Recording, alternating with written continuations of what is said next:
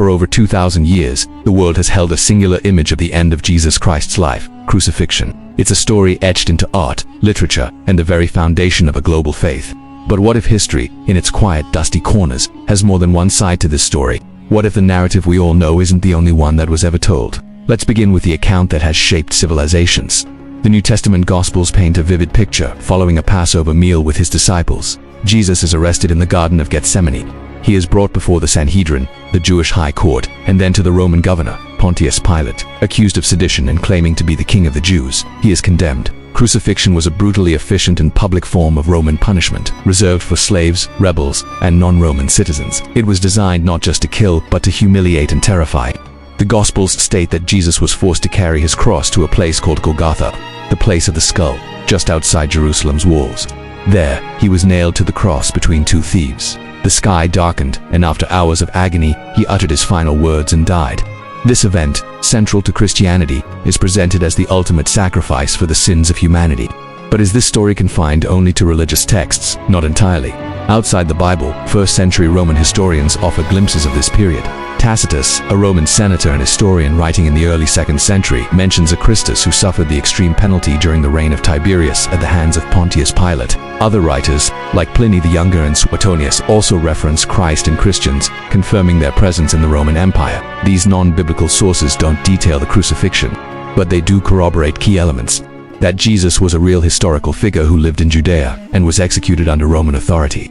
This alignment between religious and secular records solidifies the crucifixion as a historically plausible event. Crucifixion was, after all, a common Roman practice, and thousands met their end in this manner. Yet throughout history, alternative theories have emerged from the shadows, questioning the finality of that day at Golgotha. These are not mainstream historical views, but they persist in various traditions and schools of thought. One prominent theory is the swoon hypothesis. This idea suggests that Jesus did not actually die on the cross. Proponents argue that the combination of exhaustion, shock, and the effects of the scourging led him to fall into a deep coma-like state, appearing dead. They point to the short time he was on the cross, around 6 hours, when victims could sometimes last for days.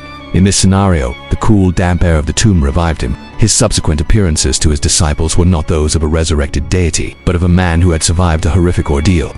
Another, more radical theory is the substitution hypothesis. This view, found in some Gnostic writings and notably in the Quran, posits that someone else was crucified in Jesus' place. The Quran states clearly that Jesus was not killed or crucified, but that it was made to appear to them so. In this interpretation, God saved Jesus from the humiliation of the cross, possibly by miraculously replacing him with a substitute, perhaps Judas Iscariot or Simon of Cyrene, the man who helped carry the cross.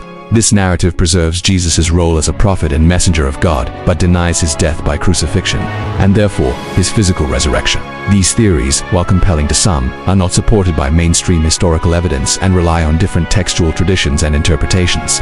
They remain on the fringes, whispers against a widely accepted history. Following the event of the crucifixion, the Christian narrative makes its most profound claim: the resurrection. The Gospels describe how, on the third day, female followers, including Mary Magdalene, went to the tomb to anoint Jesus' body. They found the heavy stone rolled away and the tomb empty. Angels then proclaimed that Jesus had risen from the dead. What followed was a series of appearances to his disciples. These were not fleeting glimpses. He reportedly ate with them, spoke to them, and showed them his wounds. This experience transformed a group of frightened, scattered followers into bold evangelists. They went from hiding behind locked doors to proclaiming the resurrection across the Roman Empire, willing to face persecution and death for their belief. For Christians, the empty tomb is not just a historical puzzle. It is the cornerstone of their faith, the ultimate proof of Jesus' divinity and his victory over death. The explosive growth of early Christianity, they argue, is inexplicable without the disciples' genuine belief that they had seen the risen Christ. So, how do modern historians navigate this complex tapestry of faith, history, and theory?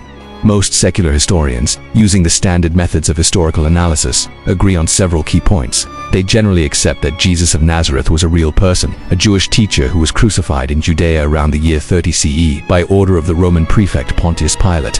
The crucifixion itself is considered one of the most certain events of his life. However, this is where history and faith diverge. Historical methods can establish the high probability of an execution, but they cannot prove or disprove a supernatural event like the resurrection. A historian can analyze the disciples' claims and the rapid spread of the church, acknowledging their powerful belief in the resurrection as a historical phenomenon. But the resurrection itself remains an article of faith, an event that lies beyond the scope of empirical verification. The debate continues because we are dealing with two different kinds of truth: the truth of historical evidence and the truth of religious belief. In the end, we are left with a figure who continues to shape our world, regardless of how one interprets his final days. History asks questions, seeking evidence and weighing probabilities. Faith provides answers, rooted in scripture, tradition, and personal experience. Whether a man who died a martyr's death, a survivor who escaped his fate, or a divine being who conquered death itself, Jesus Christ remains one of the most influential and enigmatic figures in human history. The quest to understand his story, in all its facets, continues. If you respect the journey through both history and faith, comment with the word Jesus, like this video and subscribe for more deep dives into the mysteries that have shaped our world. Thank you for watching.